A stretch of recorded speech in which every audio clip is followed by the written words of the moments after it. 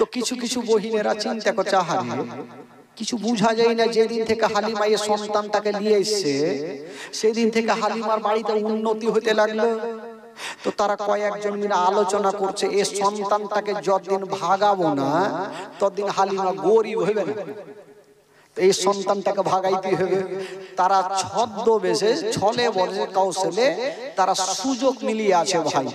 আর ওই দিকে নবীর মা আমেনা বলছেন, আব্বা অনেক দিন থেকে আমার বেটার খবর নেওয়া যায়নি, একটু খবর নেন তো আমার বেটা কেমন আছে। তো আব্দুল মুত্তালিব একটা তার বেটা আব্বাসকে ডাক দিচ্ছে, বেটা যা তোর ভাতিজের একটু খবর নিয়ে আয়।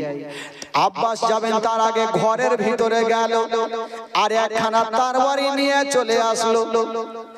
আব্দুল মুত্তালিব বলছেন, বেটা তোমার ভাতিজাকে দেখতে যাবে, তবে তার বাড়ির কিসের প্রয়োজন হবে? তোমার ভাতিজাকে দেখতে যাবে, তার বাড়ি কি করবে? আব্বাস বলেছিলেন, আব্বা গো জানি না, আমরা হলাম কুরাইশ বংশের ছেলে, যদি রাস্তাতে কোনো মুসিবত আসে তবে এই তরবারি খানা কাজে লাগাবো। তরবারি খানা, সুবহানাল্লাহ। মা বহিনের তরফ থেকে নাকি আরে খালাগে মাগে সোনাগে সোনাগে মাগে কলিয়াগে 500 করে টাকা আমার মা বহিনের দিয়েছে, লক্ষ্মীর ভান্ডারের টাকা।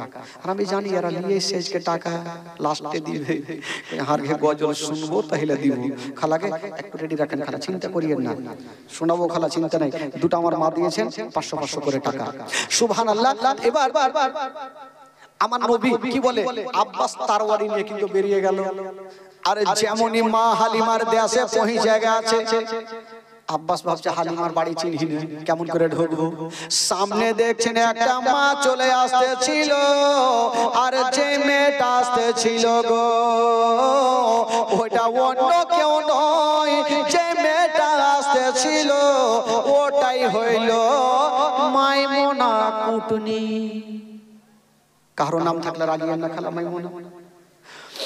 ওই যে মেয়েটা ছলে বলে কৌশলে চিন্তা করছিল যে সন্তানটাকে কি করে ভাগাবো, আর ওই মেয়েটাই সামনে পড়েছে। তো আব্বাস জিজ্ঞাসা করছেন, বহিনী এই গ্রামে হালিমার বাড়ি কোনটা? ওর তো এমনিতে মিজাজ খারাপ হয়ে গেছে, বলছে হালিমার সঙ্গে কিসের দরকার? তো আব্বাস বলছে, আমার একটা ভাতিজা আছে, তার জন্য আসলাম যে দেখভাল করছে কি করছে না। ওই মেয়েটা বুঝে গেল একে এমনই তেল মধু পড়া খাওয়াবো যেন ওই ছোট বাচ্চাটাকে হালিমার বাড়িতে না রাখে। বলছে, হ্যাঁ গো আপনারা কাজ কাম পান না, বলে কি হলো? বলে আপনার ভাতিজাকে যে মেয়েটাকে দিয়ে গেছেন সেই মেয়েটা দেখভাল করে না। বলে কেমন কথা? ওর চোখ কিন্তু লাল হয়ে গেছে। দেখভাল করে না মানে? বলে না। বলে কি করে? বলে আপনার ভাতিজাকে সারা দিন ঝুলনাতে রেখে দেয়, আর বাইরে থেকে তালা মেরে হালিমা জঙ্গলে যায়, আবার সন্ধ্যার সময় আসে আপনার ভাতিজার ঝুলনা বন্ধ থাকে। ঝুলনা বুঝলেন তো? ঝুলনা হুলুয়া কি বলে? ভুলুয়া, ভুরুয়া। বাপের কালে শুনে খালা ভুরুয়া। মনে থাকলো ভাই, কালকে মালদাতে বলতে পারবো যে ভুরুয়া চিহ্ন রে ভাই। দোলনা, কেউ বলে দোলনা, তো যাক কাউরি ভাষা যার ভাষা যেটা হবে সেটা বলুন। কেউ বলে কি কি বললেন? ভুরুয়া। আচ্ছা জায়গা মনে হবে না ভাই, সকালবেলাতে জিজ্ঞেস করলু। আর আমাদের মধ্যে বাদিয়া ভাষাতে বলে ঝুল্লু, আর কোন জায়গাতে বলে যে ঝুলনা। তো মেয়েটা আব্বাসকে বলছে, মানে ওর মাথা খারাপ করছে, আপনার ভাতিজাকে সারাদিন ঝুলনাতে রেখে দেয়, সন্ধ্যার সময়তে হিলিয়া যায়, কি বলে সকাল বেলাতে হিলিয়া যায়, আবার সন্ধ্যার সময়তে এসে হিলায়, সারাদিন আপনার ভাতিজার ঝুলনা বন্ধ থাকে।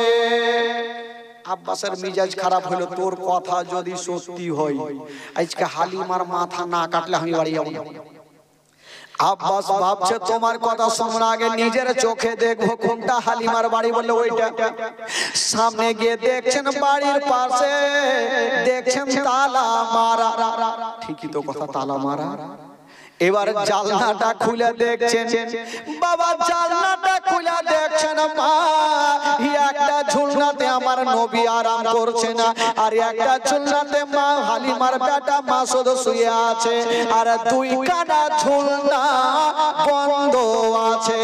আব্বাস গেটে বসলো, হালিমার মাথা না কাটলে আমি বাড়ি যাব না। হালিমার মাথা না কাটলে যাব না। আব্বাস সকাল থেকে বসে আছে, চোখ লাল করে খালি তরবারি পাজাইছে, কখন মার্ডার করব। কারণ আমার ভাতিজাকে দেখভাল করতে দিয়েছি, আর ও সারাদিন ময়দানে থাকে, ঝুলনা বন্ধ থাকে। সন্ধ্যা লাগতে চললো, সূর্যটা লাল হতে যাবে, যেমন সূর্যটা লাল হতে যাবে মা, ওইদিকে মা হালিমা দুলদুল করে বাড়ি ফিরে। আব্বাসকে দেখে একদম দাঁড়িয়ে গেছে। ভাইজান কি খবর, আপনি কখন আসলেন? আব্বাস বলছে, এই হালিমা আজকে ঠিকঠাক জবাব দাও, যদি ভুল হয়েছে তারপরে কিন্তু চলে যাবে। তো মা হালিমা বলল, কি হয়েছে আগে বলে। বলে, আচ্ছা তোমাকে আমার ভাতিজাকে কিসের জন্য দিয়েছে? বলে, দুগ্ধপান করাতে, আদর করতে। বলে, আমার ভাতিজাকে তুমি দুগ্ধপান করাচ্ছ? বলে, হ্যাঁ করাচ্ছি। আচ্ছা তুমি সারাদিন ঝুলনাতে রেখে দাও, আর বাইরে থেকে তালা মাইরা তুমি জঙ্গলে যাও, তো সারাদিন আমার ভাতিজার ঝুলনা কেটা হিলায়। মা হালিমা একটা কথা বলেছিলেন, কি জানেন? মা হালিমা বলছেন, ভাইয়া গো তবে একটা কথা শুনালেন, আমি সকাল বেলাতে আপনার ভাতিজার ঝুলনা হিলিয়া যায়, আর সন্ধ্যার সময় এসে দেখি আপনার ভাতিজার ঝুলনা হিলতে থাকে। জোরে বলুন। আব্বাস ভাবলে একে এখনই মার্ডার করে দেবো নাকি। ওই একটু আগে দেখলে ঝুলনা বন্ধ, আর ই কহিছে হিলতে থাকে। হালিমা তালা খুলে দেখাও, কুণ্ঠে ঝুলনা হিলছে, তালা খুলো। যদি ঝুলনা হিলে তোমার জান বাঁচলো, না হলে কেউ বাঁচাতে পারবে না। মা হালিমা চাবিটা নিয়েছেন, বাবা তালাতে ভরেছেন, আর মা হালিমা চিন্তা করছেন, আল্লাহ আল্লাহ আজকে যদি ঝুলনা না হিলে তবে আমার জীবন বাঁচবে না। আল্লাহ তুমি প্রত্যেকদিন হিলিয়া দাও, আজকে ও ঝুলনা খানা হিলিয়া দাও। আল্লাহ তুমি প্রত্যেকদিন হিলাও, আজকে হিলাও। হালিমা মনে মনে ভাবছে ব্যাপার খারাপ, যদি না হিলে তাহলে জান বাঁচবে না।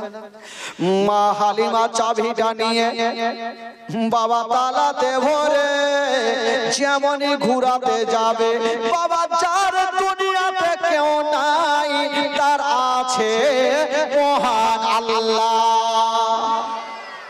যার দুনিয়াতে কেউ নাই, তার আছে কে? আল্লাহ। আমার আল্লাহ বলছেন, ও গো জিবরাইল, ও জিবরাইল দেরি করো না, তাড়াতাড়ি করে চলে যাও। আল্লাহ গো কোথায় যাব? বললেন তাড়াতাড়ি যাও, আমার হাবিব যেই হালিমার বাড়িতে যেই ঝুলনাতে শুয়ে আছে, ওই ঝুলনা খানা হিলিয়া দাও। বলছেন, আল্লাহ গো আমি কত জোরে যাব? আমার আল্লাহ বলছেন, যাও। হালিমা চাবিটা নিয়ে তালাতে ভরে দিয়েছে, ঘুরার আগে তোমার গাড়ি যেন পৌঁছে যায়। জিবরিল আমিন ফেরেশতা বলছেন, আল্লাহ ঠিক হবে। জিবরিল আমিন ফেরেশতা সাক করে বাবা হালিমার বাড়িতে পৌঁছে গেল। যেমনই পৌঁছে গেল, আমার নবী যেই ঝুলনা খানাতে আরাম করছেন, বাবা ওই নবীর ঝুলনা খানা হিলিয়ে দিল। হিলিয়ে জিবরাইল চলে যাচ্ছেন, আমার নবীর চুপটা খুলেছে। বলছেন, ও জিবরাইল ভাই একটু দাঁড়াও। আমার নবী বলছেন জিবরাইলকে একটু দাঁড়াও। জিবরাইল থমকে দাঁড়িয়ে গেল। বলে, কি হলো ইয়া রাসূলুল্লাহ? বলছে, তুমি এটা ভালো করলে। বলে, কেমন কথা? আজকে ঝুলনা না হিলেই তো আপনার মায়ের জীবন বাঁচবে না। বলছেন, না এটা তুমি ভালো করলে না জিবরাইল। বলে, কেন? বলছে, আচ্ছা আমার পাশে আমার ভাইও শুয়ে আছে, আর আমি একটা ঝুলনাতে, তুমি আমার ঝুলনা হিলাইলে, আর এটা ঝুলনা কেটা হিলাইলে? এখন মা আসবে, আসার পর দেখবে একটা বেটার ঝুলনা হিলছে, একটার হিলে না, তো মার মনে কষ্ট হবে না? জিবরাইল মার মনে কষ্ট দিতে নাই। ভাবিনে বান্ধব নাই রে, মা বিনে বান্ধব নাই রে, এই জগৎ করে ভেবে দেখো কি করছো এই মায়ের লাগিয়া। জোরে বলুন, মহব্বতে বলুন। ও সন্তানের কিছু হইলে আর মায়ের মনে আগুন জ্বলে, নিভে না রে পানি দিলে, নিভে না রে পানি দিলে, নিভে না রে পানি দিলে আরো উঠে জ্বলিয়া। ভেবে দেখো কি করছো এই মায়ের লাগিয়া, ভেবে দেখো কি করছো এই মায়ের লাগিয়া। মা বিনে বান্ধব নাই রে, মা বিনে বান্ধব নাই রে, এই জগৎ গড়িয়া। ভেবে দেখো কি করছো এই মায়ের লাগিয়া। ও সন্তান যদি দূরে থাকে আর মায়ের চোখে ঘুম আসে না, বাছা ধর্মর কোথায় গেল, বাছা ধর্মর কোথায় গেল, বাছা ধর্মর কোথায় গেল, আসে না কেন ফিরিয়া। ভেবে দেখো কি করছো এই মায়ের লাগিয়া, ভেবে দেখো কি করছো এই মায়ের লাগিয়া। মা বিনে বান্ধব নাই রে, মা বিনে বান্ধব নাই রে, এই জগৎ ঘুরিয়া। ভেবে দেখো কি করছো এই মায়ের লাগিয়া। জোরে বলুন, মহব্বতে বলুন। আমার নবী বলছেন জিবরাইল আমার ঝুলনা হিলাইলে, এটা হিলাইতে কি হয়েছে? জিবরাইল বলছেন নবী গো, আল্লাহর হুকুমে শুধু আপনার ঝুলনা হিলার অর্ডার আছে, ওইটা অর্ডার নাই। আমার নবী একটা কথা বললেন, বলছেন জিবরাইল আল্লাহ হুকুম দিয়েছে আমার ঝুলনা হিলাতে, আর আমি হুকুম দিয়েছি আমার ভাইয়ের ঝুলনা খানা হিলিয়া দাও। জিবরাইল ভাবছে ব্যাপার খারাপ, এখন যদি এই ঝুলনা না হিলাই তাহলে তো নবী নারাজ হবে, আর নবী যদি নারাজ হয় আল্লাহ নারাজ হবে, আর আল্লাহ যদি নারাজ হয় জান্নাত পাওয়া যাবে না, হিলাইতেই হবে। বাবা গো দুইখানা ঝুলনা হিলিয়ে চলে গেলেন। জিবরাইল যেমন চলে গেছেন, দুইখানা ঝুলনাকে তো সাই সাই করে হিলছে। ওইদিকে হালিমা তালাতে চাবিটা করে ঘুরিয়ে দিয়েছেন, পাল্লাটা সরায়া হালিমা মনে মনে ভাবছে আজকে জীবন বাঁচবে কি বাঁচবে না, 1 টাকা 100 টাকা ও টেনশনে পড়ে আছে, ঝুলনা যদি না হিলে তাহলে আমার বাঁচবো না। আর আব্বাস কিন্তু তারওয়ারি খানা নিয়ে সুযোগ নিয়ে আছে, যদি দেখি ঝুলনা হিলে না কেউ বাঁচাতে পারবে না। তো মা হালিমা পর্দাটা সরার আগে জিজ্ঞেস করছেন, ওগো ভাইয়া আগে আপনি ঘরে চলেন। বলে কেন? বলে এখন আমি যাব, আর যদি ঝুলনা হিলে তো আপনি ভাববেন হালিমা আগে গিয়ে হিলিয়ে দিয়েছে। আব্বাস বলছে আমার যাওয়ার দরকার নাই, আগেই দেখে লেছি ঝুলনা বন্ধ, তুমি চলো। মা হালিমা যেমনই বাবা গো আব্বাসকে নিয়ে ঘরে গিয়েছেন, বন্ধুরা হায়রে আব্বাস তুই নয়নে দেখছেন বাবা, সকাল বেলাতে দেখেছিল দুইখানা ঝুলনা বন্ধ ছিল, বাবা গো দরওয়াজা বন্ধ, এখন সন্ধ্যার সময় দেখছেন বাবা ওই বন্ধ ঝুলনা খানা হাওয়ার গতিতে ঝুলতেছে। আব্বাস টেনশনে পড়ে গেল। আব্বাস বলছেন হালিমা একটু আগে দেখলাম সকাল থেকে দরওয়াজা বন্ধ, কেউ যায়নি, আমি নিজের চোখে দেখলাম ঝুলনা বন্ধ ছিল, এখন হিলাইলে কেটা? হালিমা বলছেন ভাইয়া গো সেটা আমি জানি না, তবে এটা আমি জানি আমি প্রত্যেকদিন সকাল বেলাতে হিলিয়া যাই, আর সন্ধ্যার সময় এসে দেখি আমার বেটার ঝুলনা হিলতে থাকে। আব্বাস দেখে নিলেন আমার নবী খুব ভালো আছে, ও তো চলে যাচ্ছে। আর ওইদিকে মাইমুনা কুটনি এরা বড় বড় চোখ করে দেখছে, হয়তো সন্তানটাকে নিয়ে চলে যাবে। না, ওদের তেল মধু কাজে আইলো না, ওরা তো চলে গেল। আব্বাস একটু আগিয়ে গিয়েছে, দেখছেন ছোট্ট ছোট্ট বাচ্চাগুলা খেলাধুলা খেলছে, কে পুতলা, কে মোটর সাইকেল, কে গাড়ি, কে বাড়ি, এই যে মেলার খেলনাগুলো থাকে না সব খেলছে। তো আব্বাস ঘুরে এসে বলছে হালিমা তুমি তো সারাদিন জঙ্গলে থাকো, আমার ভাতিজা ঝুলনাতে থাকে, আমার ভাতিজার খেলনা কোথায়? মা হালিমা বলছেন ভাইয়া গো তবে একটা কথা শুনালেন, দুনিয়ার খেলনা আপনার ভাতিজার কোনো দরকার পড়বে না, আপনার ভাতিজার খেলনা কোনো মেলাতে পাওয়া যাবে না, আপনার ভাতিজার খেলনা কোনো দোকানে পাওয়া যাবে না, আপনার ভাতিজার খেলনা কোনো বাড়িতে পাওয়া যাবে না। তবে আমার ভাতিজা কি খোলে? মা হালিমা বলছেন ভাইয়া গো আপনার ভাতিজার খেলনা মেলার দরকার নাই, আপনার ভাতিজার খেলনা মোটরসাইকেলের দরকার নাই। কি খেলে ভাইয়া গো? আপনার ভাতিজা যখন ঝুলনাতে শুয়ে থাকে, নিজের শাহাদত আঙ্গুলি খানা যেদিকে খেলিয়া দেয়, আসমানের চন্দ্র সেদিকে ঝুঁকে যায়।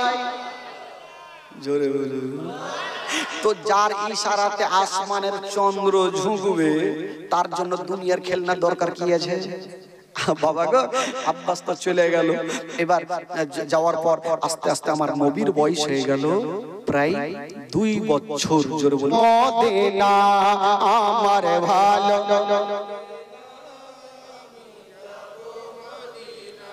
দেখি,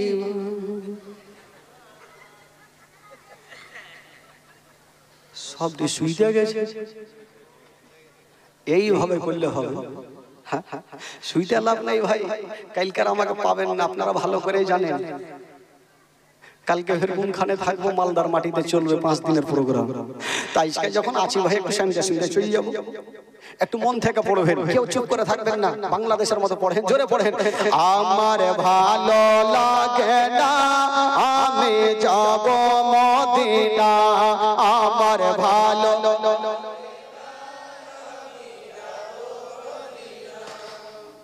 এটি পড়ছে ওইটি কোজো, ওই চাচাটি কিন্তু পড়ে না।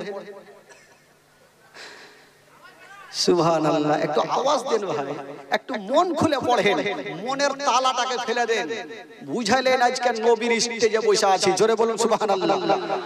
মন থেকে পড়েন, যদি পড়াতে গুনাহ হয় আমাকে দিবেন, মারুতিতে ভোর ভোর নিয়ে চলে যাবো মালদা, আর নেকি যদি হয়তো আপনারা ভাগচুক করে বেটা নিয়ে ভাই।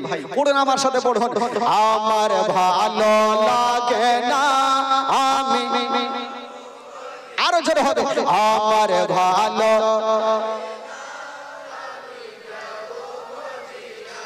এতক্ষণ একটু হয়েছে, দেখেন তো নবীর মাহফিলে বসে আছেন ভাই, কেন চুপচাপ থাকবেন? মন থেকে বলতে হবে। আরো পড়ুন। আমার ভালো লাগে না মদিনাতে না গেলে মনে শান্তি পাবে না, আমার ভালো লাগে না, আমার ভালো মনে আছে যে আশা নবী গো হবে তোমার সঙ্গে দেখা, মনে আছে যে আশা নবী গো হবে তোমার সঙ্গে দেখা। ও গো পাখির মতো থাকে তো না, পাখির মতো থাকে তো না, উড়ে যাব মদিনা, আমার ভালো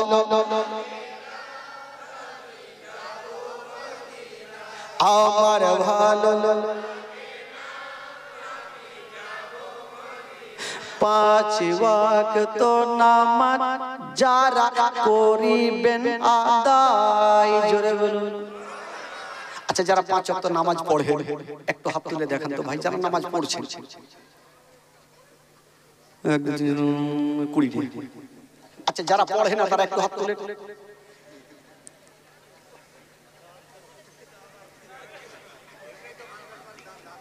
আগে মাগে মুশকিল ব্যাপার। আজকাল কিছু কিছু মুসলমান আছে নামাজ পর্যন্ত জানে না। একটা লোক জীবনে নামাজ পড়েনি, তো শ্বশুর বাড়ি চলে গেছে শুক্রবারের দিন, তো আর শালা বলছে এই বহুলু। আচ্ছা, শালা বলে না কি বলে আপনাদের ভাষায়? কি বলে?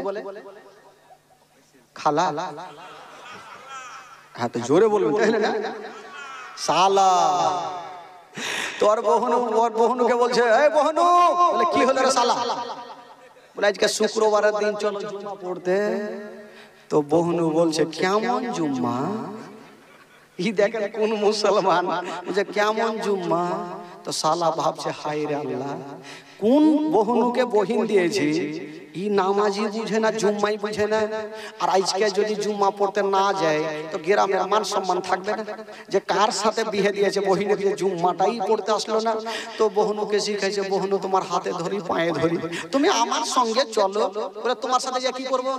বলে আমার সাথে চলো ভাই, আমার পাশে দাঁড়িয়ে যেও আর নামাজ শুরু করিও, আমরা যেমন করব আমাদের দেখে দেখে তুমিও করিও। বলে এরকম নামাজ? বলে হ্যাঁ, আগে শিখাইছে যে যেমন করবে তেমন তুমি করবে। চলে গেছে ভাই, আর গিয়ে দাঁড়িয়ে গেছে প্রথম কাতারে ইমাম সাহেবের পিছনে। ইমাম সাহেবের মাত্র দুটা দাঁত বাইচে ছিল, সবই ভেঙে গেছে। ই নামাজ শুরু হয়ে গেছে, প্রথম রিকাত সাজদা হয়ে গেছে। যেমনই উঠতে যাবে ওই মোটা বুদ্ধা বহনুর পাছাতে কার একটু পিছা দিকে মাথা লেগেছে। ই ভাবলো সালা বলেছে যে যা করবে তোমাকে করতে হবে, আমার পাছাতে কেউ মারলে আমি কার পাছাতে মারব? সামনে দেখছে দুই দাঁতওয়ালা ইমাম, হয়তো ইয়াকে হুড়াইতে হবে। এমন ভাবে তুইলা ছাড় মারলো ভাই, পড়ে গেল মুখের ভরে যে দুটা দাঁত ছিল ওই দুইটা ও গেল। ডান দিকে হুড়া মারছে, এই বহনু, এই বহনু কি করছো? ই ভাবছে ইয়ারা কেউ মনে হুড়াইতে হবে, নামাজ মনে ওই রকমই হয়। এমন ভাবে দিলে সব উল্টা পড়ে গেল। বাম দিকে হুড়া মারছে, এই রাগের মাথায় বলছে ইমাম সাহেবের দাঁত ভাঙলো, ইয়ারা ট্রেনের মতো পড়লো, তোরা মায়ের খেলে হুড়া মারছিস। এরকম পাগলা দেশে আছে ভাই। আচ্ছা, এখানে যারা বসে আছেন, যারা সত্যিকারী আমার নবীকে ভালোবাসেন, সত্যিকারী যারা নবীকে ভালোবাসেন, একটু হাত তুলে দেখান তো ভাই। আচ্ছা, যারা হাত তুলেছে নবীকে ভালোবাসার জন্য 1000 করে টাকা দিয়েছে, তাহলে তো পরিচয় হবে যে আপনারা সত্যিকারী নবীকে ভালোবাসেন। মা মেনার ইন্তিকালের ঘটনা শুনবেন ভাই, কাউরি চোখের পানি থামবে না, খোদার কসম। তবে 1000 করে টাকা একটু যারা হাত তুলেছেন মহব্বতে, দান তুলবো না যেহেতু দান তো তুলেই লেছে, তবে যাকে যদি কি নাম, মাজিদুর রহমান সাহেব, সুবহানাল্লাহ। আচ্ছা, বাবা মার জন্য একটু দোয়া করতে বলেছেন মাজিদুর রহমান সাহেব, আসলে একটু দোয়া করুন তো ভাই। আল্লাহ হবেন, আল্লাহ গো রব্বুল আলামিন মাওলা, আমার মাজিদুর রহমান সাহেব হলেন মাওলা গো, আজকের পবিত্র সভাতে মাওলা গো 1000 টাকা দান করেছেন। আল্লাহ, আল্লাহ তুমি তো সবারই দিলের খবর জানো মাওলা। আল্লাহ যে যা উদ্দেশ্য নিয়ে দান করেছেন মাওলা, তার দানকে তুমি কবুল করে নাও। মাজিদুর রহমান সাহেবের বাড়ি থেকে অসুস্থ থাকে সুস্থ বানাইয়া দাও, তার বাবা মাকে তুমি জান্নাতবাসী করে দিও মাওলা, তার ব্যবসাটা তারা কি করে দিও মাওলা। আমিন সুম্মা আমিন, ওয়া লা ইলাহা ইল্লাল্লাহ মুহাম্মাদুর রাসূলুল্লাহ সাল্লাল্লাহু আলাইহি ওয়াসাল্লাম। আপনার নাম আর 500 টাকা দেন। আচ্ছা, দিয়েছে 500 টাকা তো দিয়েছে, আর মন আছে ভাই, যার যেটাই ইচ্ছা সেটাই হবে। जो दे खुशी से मांगो उसी से, मांगो उसी से, जो दे खुशी से। যার কাছে চাইবো উনি যদি দেয় তাহলে বেরাদার তার মোহব্বত ভালোবাসা হবে। আমার নবীকে ভালোবাসনেওয়ালা একটা খোদার বান্দা 1000 হয়েছে ভাই, আর একটা কি হবে না। জবরদস্ত নেব না, জবরদস্ত দান তুলবো না। মাগো লক্ষ্মীর ভান্ডারে টাকা পাঠিয়ে দাও। হ্যাঁ, লক্ষ্মীর ভান্ডারের টাকা তাড়াতাড়ি পাঠান। চিন্তা নেই, এখন দুঃখের ব্যান্ডটা শুরু করবো, দেরি করে না। মাত্র 2 মিনিট সময় নিলাম ভাই, মাত্র 2 মিনিট। তার মধ্যে একটা ইংরেজি গজল হবে, তার মধ্যে একটা ইংরেজি গজল হবে। যে গজলগুলো হয়তো আপনারা জানেন না, শুনেছেন কি শুনেনি বুঝতে পারবেন কিনা। ইংরেজি গজল হবে, ততক্ষণ মা বোনদেরকে বলবো যা আছে খালা লক্ষ্মীর ভান্ডারের টাকা ভরে দিয়ে, 4 ভরে বস্তা ভরে একটু পাঠিয়ে দেন গোল করে। আর আপনাদেরকে বলবো যে আপনারা এই যে আমার চাচা কি নাম, আব্দুল খালেক সাহেব, সুবহানাল্লাহ। আব্দুল খালেক সাহেব 1000 টাকার দাতা। বেরাদার বন্ধুগণ, বাবা গো 10টা খোদার বান্দার কাছে চেয়েছি, মাত্র 2টা খোদার বান্দা হলো। এই যুবকেরা খোদার বান্দা যদি পারেন বেরাদার, আর একটা কোন খোদার বান্দা 1000 টাকা হবে না। পিছন থেকে বারা বসে আছেন ভাই, একটা ভাই, একটা চাচা আমার হাত তুলে দেখান, সে মাওলানা সাহেব, আমি দিলাম 1000 টাকা, একটু আমার জন্য দোয়া করে দেন, আর মা বাবার জন্য একটু দোয়া করে দেন। একটা হবে না ভাই পিছন থেকে? আমি জানি ঘটনা শোনাবো, দাম তুলতে গেলে কিছু লোক তো যাইবে, কিন্তু যারা নবীকে ভালোবাসে তারা যাবে না। আর ওরা যাইছে কেন? ওদেরকে বেশি লেগে গেছে, ওই জন্য একটু সারতে যাইছে। যাই ভাই, তারা চলে আসবে। তো বলছিলাম বাবা গো, যারা দিবেন মনে করছে একটু চর্চা কোথায় বিষ্ণুপুর বাড়ি থেকে একটা জামাই, সুবহানাল্লাহ, বিষ্ণুপুর থেকে একটা জামাই, উনি দিয়েছেন 1000 টাকা। আবু তাহের দিয়েছেন 500। খালাগে লক্ষ্মীর ভান্ডার দাও না, আমার সোনা মা কই যাবে, একটাও আসেনি। আসবে আসবে ওদিকে তুলছে, খালাগে তুলে যা বস্তা ভরে ওদিকে পাঠান। আর ইংরেজি গজলটা একটু মন দিয়ে শুনেন। তবে বলছিলাম এইদিকে একটু চাদর নিয়ে ঘুরে এলেন ভাই, যারা মনে করছেন যে আমরা হয়তো কম দিব, একটু দিয়ে দেন, মাত্র একটু দোয়াটা করে ইনশাআল্লাহ জীবনীটা আগাবো। তবে বলছিলাম বাবা গো, একটা কোনো খোদার বান্দা, বাবা গো 500টা টাকা 3 জন খোদার বান্দার কাছে নিব। প্রথম ব্যক্তি একটা 500টা টাকা, একটু হাত তুলুন তো ভাই, একটা হবে না 500টা টাকা, কোন যোগ্য বেটা একটু চট করে হাত তুলে বলুন আমি 500টা টাকা এই পবিত্র সভাতে নবীর মাহফিলে দিলাম ভাই, তার জন্য দোয়া করব মোহাম্মদে ভালোবাসা দিয়ে। এই যে একটা ভাই আমার 500 টাকা দিয়ে গেছেন, সুবহানাল্লাহ মাশাআল্লাহ। আরেকজন চলে আসছে, খালাগে একটা কেউ হবে না, কাঞ্জুসের বেটি গেল, হ্যাঁ 500 টাকা একটা কেউ হবে না খালা, যদি পারেন খালাকে দিয়ে যান, মন খুলে প্রাণ খুলে একটু দান করেন। আমি জানি আপনারা 10-এর লাঠি 1-এর বোঝা। আচ্ছা, এই যে ভাই আমার নিজের বাবার জন্য একটু দোয়া করতে বলেছেন, সুবহানাল্লাহ মাশাআল্লাহ। নিজের বাবা মা আত্মীয় স্বজন সবারই জন্য দোয়া হবে ভাই। তবে যারা যাবেন যান, কিন্তু যারা মনে করছেন আমরা জীবনী শুনবো আজকে মন দিয়ে, তারা অবশ্যই থাকবেন। আরেকজন চাচা আমার দিয়েছেন 500 টাকা, সুবহানাল্লাহ মাশাআল্লাহ। এই যে চাদর গেছে ভাই, যে কেউ মনে করবেন আমার কাছে বেশি টাকা নাই, কিন্তু আপনি 10, 20, 50, 100, 200 করে একটু চাদরও ফেলতে পারেন ভাই। তবে বেরাদার আমার নবী সব দেখছেন, সব জানছেন, কে কখন দান করছেন, কে করে না সব জানছেন। মাগো আপনারা মাগো। কি নাম চাচা? আব্দুল সুবহান, হ্যাঁ 500 টাকা দিয়ে। কি নাম ভাই? নাম জানি না, উনি দিয়েছেন ভাই 500 টাকা, সুবহানাল্লাহ মাশাআল্লাহ। দেখেন ভাই মাগো, আপনারা জানেন মা বোনদের কাফন লাগে 5 খানা, আর বাবাদের কাফন লাগে 3 খানা। বাবা গো এই 3 খানা কাফনের জন্য একটা কোন খোদার বান্দা 300 টাকা দিতে পারবেন ভাই কাফনের জন্য? দুনিয়াতে কিছু যাবে না, শুধু যাই তো 3 খানা কাফন যাবে। মাগো আপনাদের জন্য 5 খানা কাফন, মা টাকা পয়সা ধন দৌলত গাড়ি বাড়ি কিছু যাবে না, শুধু 3 খানা কাফনের 5 খানা কাফনের জন্য 500 টাকা যদি মা পারেন একটু চট করে পাঠান তো খালা। একজন মা নিজের স্বামী ইন্তিকাল করেছেন, উনি 500 টাকা দিয়ে গেছেন স্বামীর জন্য, সুবহানাল্লাহ মাশাআল্লাহ। মাগো শুনেন জীবনী, যে মা স্বামীকে হারিয়েছেন তার দুনিয়াতে